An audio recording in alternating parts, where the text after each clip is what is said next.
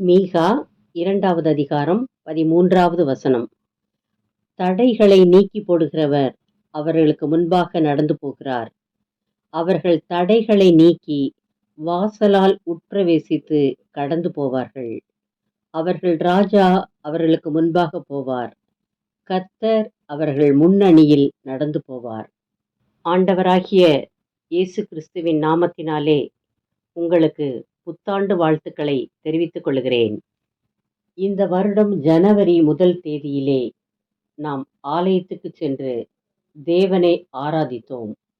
இது தேவனுடைய பெரிதான கிருபையாகும். கடந்த வருடத்தில் தேவன் நம்மை நன்றாக நடத்தினதினால் நாம் அவருக்கு ஸ்தோத்திரம் செலுத்தினோம்.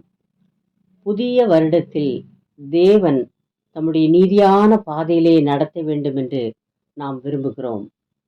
இந்த வருடத்தில் நமக்கு எதிரே இருக்கும் தடைகளை நீக்கி நமக்கு முன்னே செல்ல நம்முடைய ஆண்டவரும் இரட்சகருமான இயேசு நமக்கு இருக்கிறபடியால் நாம் விசுவாசத்துடன் அவர் பின்னே தைரியமாக செல்வோம். இஸ்ரவேல் ஜனங்களை பார்வோன் அடிமைப்படுத்தி வைத்திருந்தான். தேவன் தம் தூதர்களை அனுப்பி இஸ்ரவேலை மீட்டார். மோசே அவர்களை கானான் தேசத்துக்கு அழைத்து சென்றான்.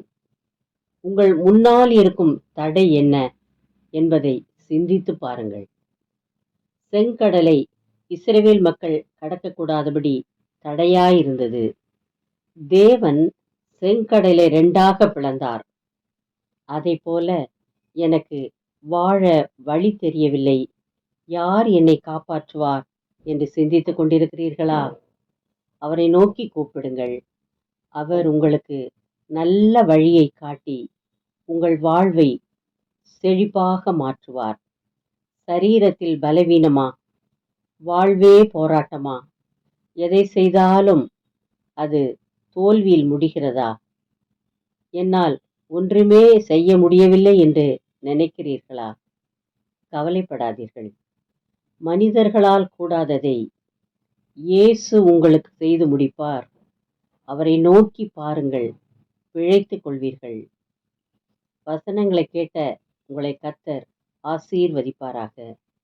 ஜெபம்.